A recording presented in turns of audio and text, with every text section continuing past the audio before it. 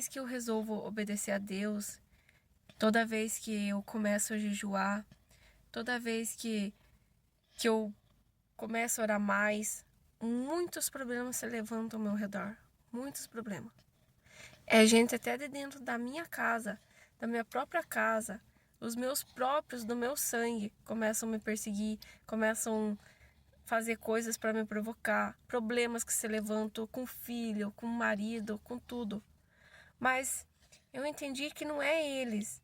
Eu entendi que é o mal que usa eles para tentar me atingir. Porque se eu não tiver alinhada com Deus, se eu não tiver num propósito com Deus, se eu estiver fazendo as coisas que o diabo gosta, nada de mal acontece. As pessoas estão aceitando. Mas quando a gente tem um propósito de Deus, muita coisa surge ao redor da gente para tirar o nosso foco, que é Deus, para fazer a gente desistir do caminho que é o Senhor. Então, muitos problemas que já se levantaram contra mim, muitos problemas.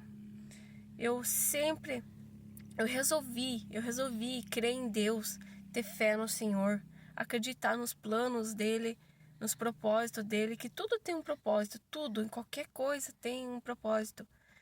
E quando a gente tá passando por alguma dificuldade, aí que a gente tem que orar mais, aí que a gente tem que buscar mais, jejuar mais e ter fé.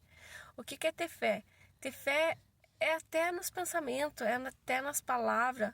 Você começar com palavras de fé, com pensamentos de fé, porque aquilo que você pensa acontece, aquilo que você fala acontece. E se você fala coisa do mal, vai acontecer coisa do mal. Se você fala coisa do bem, vai acontecer coisa do bem. Então, é isso. Eu falava que eu tinha muita fé, eu tenho muita fé em Deus, mas eu falava que eu tinha muita fé. Mas na hora dos problemas, eu me desesperava. E eu percebi que os problemas que eu tava, as palavras que eu proferia, não eram palavras de fé, eram palavras de morte, palavras do mal, palavras de derrota. Quando eu comecei a mudar as minhas palavras, meus pensamentos, tudo mudou. Aí sim, eu comecei a ver a verdadeira fé, mudar com a verdadeira fé. Então a fé verdadeira em Deus é isso. E eu demorei a perceber isso.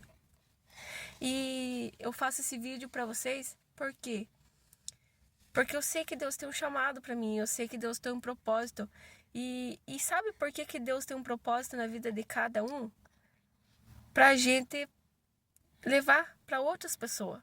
Ele não faz um propósito na minha vida para mim.